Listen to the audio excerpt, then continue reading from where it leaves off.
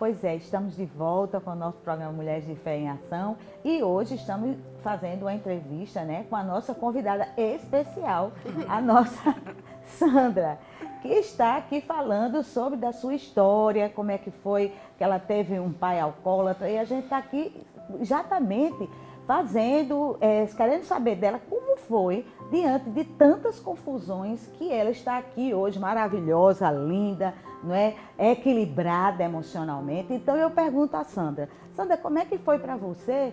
Como é que você era emocionalmente naquela época? Porque você já, seu pai saía de casa e você com certeza já ficava esperando, meu Deus, quando ele chegar, se prepare que a confusão vai ser grande, né? Era sempre assim. E como é que ficava você nessa situação, né, emocional? Valéria, graças a Deus que eu consigo falar e a gente só consegue falar dessas dores que foram tão difíceis quando a gente é liberto, né? Então, assim, Jesus me curou. Quando eu tinha 26 anos, eu conheci Jesus e ele entrou na minha vida e tudo se fez novo. Então, nós somos completamente libertos, apesar de, como eu falei, nunca ter tido nenhuma raiva do meu pai. Tinha muita compaixão, que isso já é uma obra de Deus, né? A palavra de Deus diz que antes de a gente escolher Jesus, ele já nos escolheu. Então, eu já era escolhida e toda a minha casa.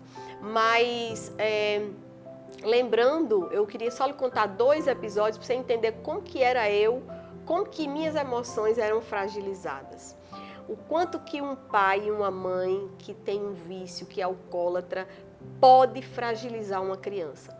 Eu me lembro quando eu saía da escola, eu estudava no Alta de Souza, lá em Macaíba, e eu me lembro desse episódio. Esse episódio ficou na minha mente, né? Até agora eu posso lembrar agora e me ver passando pela rua. E eu vinha de farda e eu me lembro que eu tremi todo o caminho. Tremendo mesmo, que se alguém parasse tinha que me dar talvez um remédio para eu parar de tremer, porque eu tremia, porque nesse dia eu acho que eu estava esperando chegar em casa e ver alguma coisa, né? Só que lembrando aqui, sem aumentar, meus irmãos estão ouvindo esse programa, minha mãe, isso era praticamente todos os dias. Praticamente todos os dias eu devia tremer, uma pressão muito grande. As minhas emoções, com certeza, elas cresceram sendo abaladas, sendo mexidas, né? Eu me lembro de outro episódio que foi bem forte esse, e eu me lembro assim vagamente, a gente morava numa casa que os meus pais tinham padaria, e essa padaria já foi uma herança da minha avó, né? Eles compraram, mas era a minha avó que era a dona da padaria. Nesse momento, eram os meus pais. E eu me lembro de um dia que eu fui dormir, e como eu falei, ele era violento, né, quando ele bebia, e não tinha hora para ele beber. E eu me lembro que uma noite eu fui dormir e eu também não parava de tremer, dormindo. Nesse dia, eu tenho certeza que eu fiquei em estado de choque. Eu tremia muito, muito. Mas eu não podia dizer a ninguém, e eu não podia chamar ninguém, porque do meu lado, eu ouvia minha mãe gemer, ele batendo nela. Meu Deus. E esse episódio, com certeza, ninguém chegou ali no meu quarto. Eu adormeci. Só Deus sabe como eu acordei, né? Mas a Bíblia diz que os anjos do Senhor se acampam ao redor, né, dos filhos. Então, eu creio que ali o Espírito Santo me acalentou, porque ninguém chegou no quarto. E eu fui dormir com aquele som. Ouvi minha mãe, né, sendo... meu pai maltratando minha mãe. Então, assim, não foi fácil, Valéria. Foi muita pressão. Mas eu queria dizer aqui uma palavra para os pais. Talvez você não saiba o quanto que você está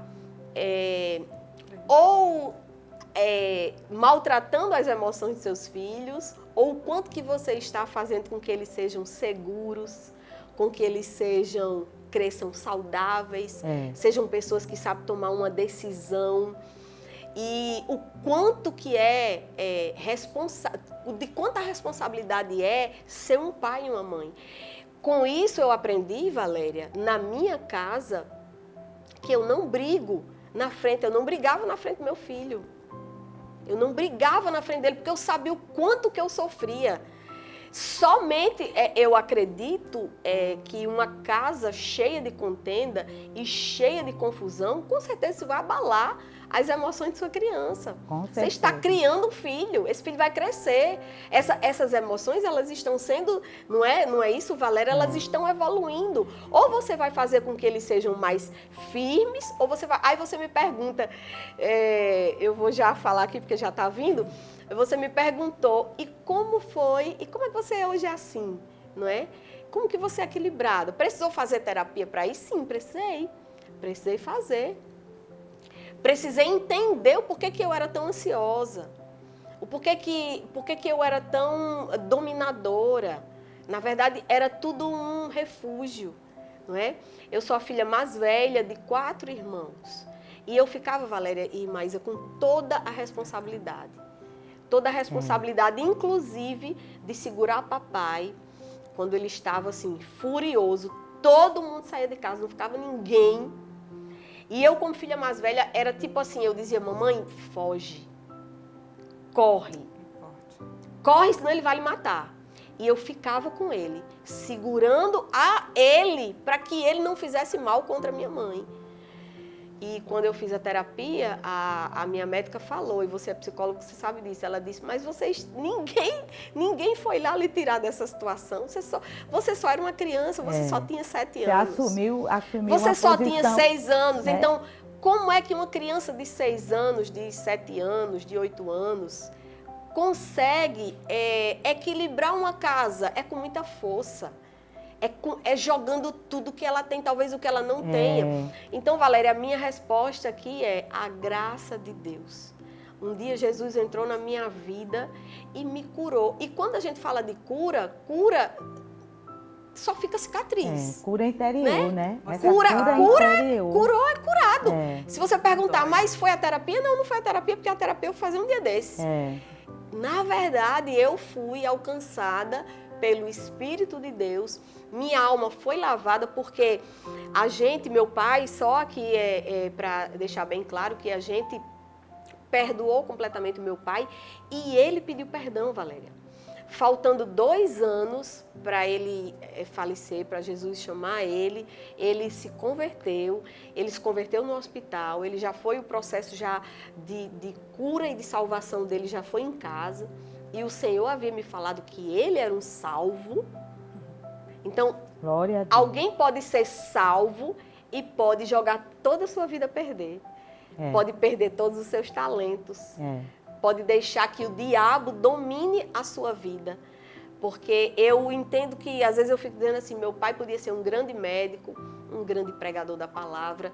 E tudo isso ele não conseguiu fazer. Valéria, ele mal trabalhava. Porque ele não conseguia. Como foi complicado para ele, né? Como ele sofreu. Porque, na verdade, quando você diz, nesse período que ele se converteu, que ele pediu perdão... Sim, com 80 anos. Pois é, ele com certeza sabia, fez uma retrospectiva de todo o mal que ele fez, né? De como ele jogou a vida dele fora. E como é importante a gente estar aqui falando para vocês, porque como é importante, eu sei que tem muita gente assistindo, que está passando por vícios, que está passando por esse problema e que joga a família, porque o vício, essa palavra vício significa que eu só vejo o vício, eu não vejo nada ao meu redor. Quem está viciado em alguma coisa, ele só vê o vício, nada tem mais valor, é o vício que é importante. Ele vive como seu pai, ele acordava para beber, dormia para beber. Mas tem tratamento, né, Valéria? E o tempo passando. E o tempo passando, né? A vida seguindo, os filhos crescendo, E os filhos crescendo. Então você tem a oportunidade hoje de olhar e fazer uma mudança na sua vida. Fazer diferente, né? Fazer diferente, aproveitar os seus filhos, curtir os seus filhos, viver a vida com eles, não é? Mostrar para ele, porque o filho necessita de um pai. Sandra disse, a minha mãe, ela deu todo o suporte, mais a minha avó. Mas ela queria era o pai dela. Eu queria meu pai. Ela queria era o pai dela ali perto. Ela queria que o herói dela estivesse ali do lado, batendo palmas para ela, conversando, ela poder dividir, né, a vida dela, os momentos.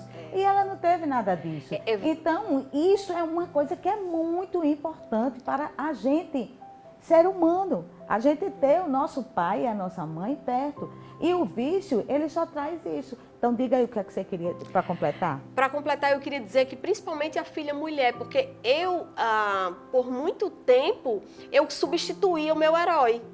Porque o meu herói era o meu pai, ele era o meu herói. Eu me lembro que eu olhava para ele, eu focava nele, meu Deus, ele é o homem da minha vida, mas ele era o meu pai. Para você ver como que a filha mulher vê o pai.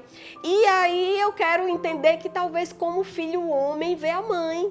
Né? Então assim, eu olhava e dizia, ele é o meu herói, mas ele não era o meu herói. Então eu comecei a passar a encontrar, quando eu fui mãe, meu filho é meu herói. Aí quando eu casei, agora o meu marido é meu herói. Gente, e na verdade o que eu queria não era um herói. Eu queria era a presença do meu pai, que ele fosse...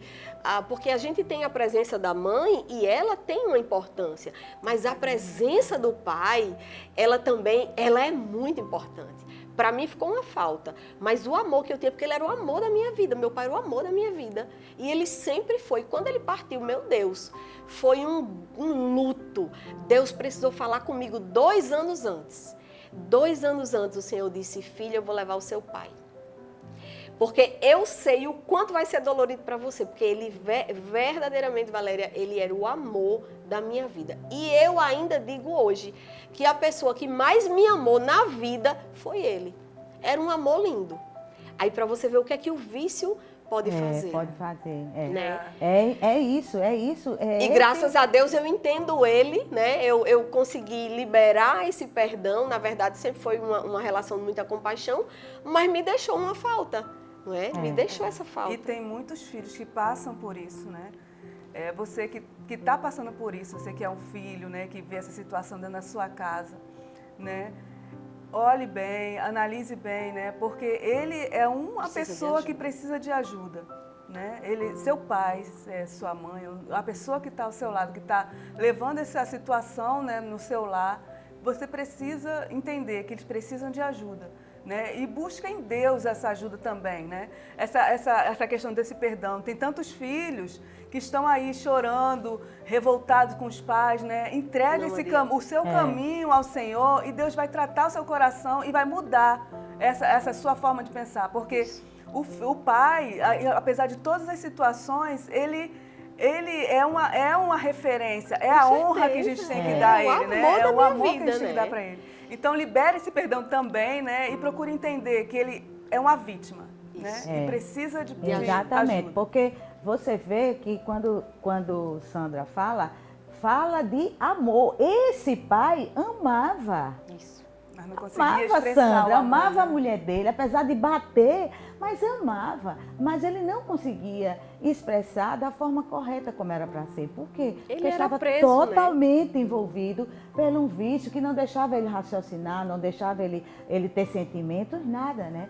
Então é isso que eu queria deixar aqui, que a gente deixa aqui para vocês. Vocês procurem ajuda, primeiro procurem ajuda no Senhor Jesus Cristo e procurem de outras formas também, como fazer terapia, buscar um psiquiatra, se for o caso tomar uma medicação, mas lutem por você, lutem pela sua família, porque há tempo ainda. Com Deus tudo dá tempo. Deus, ele não falha, ele chega na hora certa e sempre há tempo. Deus está de braços abertos para abençoar você e sua família.